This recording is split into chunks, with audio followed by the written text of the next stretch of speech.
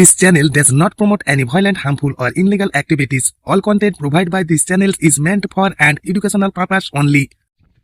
৩২,০০০ চাকরি বাতিল মামলায় গতকালকে অর্থাৎ ২৮ এপ্রিল কলকাতা হাইকোর্টে হিয়ারিং ছিল। সেই হিয়ারিংয়ে কি হলো সে সমস্ত ব্যাপারে আপনাদের বিস্তারিত জানাবো। কতটা আশঙ্কা রয়েছে সমস্ত চাকরি বাতিল হওয়ার। আপনাদের জানাই, কলকাতা হাইকোর্টের বিচারপতি বিশ্বজিৎ বসুর এজলাসে সুপার নিউমারি পোস্টের মামলা ওঠে এবং সেই মামলাকে কেন্দ্র করে একাধিক বিক্ষোভ এবং কলকাতা হাইকোর্টের আইনজীবীদের হেনস্থা, এমনকি বিচারপতিকেও উদ্দেশ্য করে একাধিক মন্তব্য করা হয়েছে, অর্থাৎ বিচারপতিকেও হেনস্থা। এই দুটি মামলায় কি হলো বিস্তারিত জানাবো, কারণ এই দুটি মামলা প্রচুর গুরুত্বপূর্ণ। এই যে সকল আইনজীবী এবং বিচারপতিদের বিরুদ্ধে যে অভিযোগ, অর্থাৎ বিক্ষোভ বা হেনস্থা করার অভিযোগ উঠেছে, এই যে অভিযোগ, এই অভিযোগটা কলকাতা হাইকোর্টের মাননীয় বিচারপতি টি.এস. শিবগানাম অর্থাৎ প্রধান বিচারপতির এজলাসে কিন্তু মামলা করে কলকাতা হাইকোর্টের বার অ্যাসোসিয়েশন। কতটা গুরুতর ব্যাপার সেটা আপনারা বুঝতেই পারছেন, কারণ এই যে বিক্ষোভটা হয়েছিল যে স্থানটায়, সেখানে কিন্তু 144 ধারা জারি ছিল। কলকাতা হাইকোর্টের বার অ্যাসোসিয়েশনের প্রশ্ন, 144 ধারা জারি থাকা স্থানে কি করে এরা ঢুকলো এবং বিক্ষোভ প্রদর্শন করলো, রাজ্যের পুলিশ কি করছিল, একাধিক কিন্তু প্রশ্ন করেন। আপনারা যেটা শুনে কিন্তু রীতিমতো অবাক হবেন। আপনাদের কিছুটা অংশ আমি কলকাতা হাইকোর্টের যে হিয়ারিং হয়েছে এই কেসে লাইভ স্ট্রিমিং, সেই অংশটা আপনাদের দেখাতে চাই, প্রায় 30 থেকে 40 সেকেন্ডের। The image of my Lord Justice Vishwajit Basu has been tarnished in such manner. They stamped it on the photographs of my Lord Justice Vishwajit Basu. Yes, my lord. This continued for 4 hours. What was police What doing? police did, I'm more shocked. They with threw the bottles. They manner of the threw police. stones. They threw Their street shoes. PS is a stone The throw lawyer. distance away. At least 40-50 police personnel are always there in the High Court.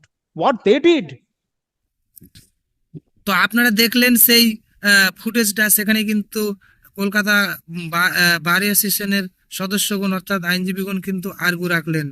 তো এটা কতটা গুরুতর আপনারা বুঝতে পারছেন। এবার এই যে মামলাটা উঠলো, তো প্রধান বিচারপতির কি পর্যবেক্ষণ? প্রধান বিচারপতির পর্যবেক্ষণ, যদি তাদের রায় পছন্দ না হয়, অর্থাৎ বিক্ষোভকারীদের উদ্দেশ্যে প্রধান বিচারপতি বললেন, অর্থাৎ প্রধান বিচারপতির পর্যবেক্ষণ, যদি তাদের রায় পছন্দ না হয় তাহলে তারা আবেদন করতে পারে, আবেদন করা উচিত। কিন্তু এইভাবে বিক্ষোভ দেখানো যায় না, এটা প্রাথমিকভাবে ভুল। তাদের চিহ্নিত করতে হবে এবং আমরা বিষয়টি গ্রহণ করছি, অর্থাৎ মামলা কিন্তু গ্রহণ করেছে। পরবর্তীতে এই মামলাতে কি হয় সেই দিকে দেখার বিষয়। আইনজীবী কল্যাণ ব্যানার্জি তিনি রীতিমতো ক্ষেপে গেলেন চাকরি বাতিলের কথা শুনেই। আইনজীবী ফিরদৌস শামীমের উপর আইনজীবী কল্যাণ ব্যানার্জি তিনি কিন্তু ক্ষেপে গেলেন। তিনি ভরা এজলাসেই বলে ফেললেন যে তোমরা চাকরি খেতে চাও, অর্থাৎ আইনজীবী ফিরদৌস শামীমকে বললেন যে তোমরা চাকরি খেতে চাও, তোমরা সবার চাকরি খেয়েই ছাড়বে। তো এটা আমার মুখের কথা না, আপনারা ফুটেজটা দেখে নিন। সবার চাকরি খেয়ে সবার চাকরি খাও। সবার চাকরি খাও। Why you are shouting like this, sir? Why you are shouting? If there was a panel, the thing would have been.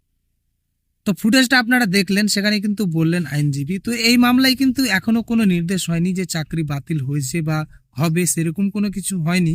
সামনে আমরা কিন্তু এই মামলার শুনানিতে জানতে পারবো কি হবে।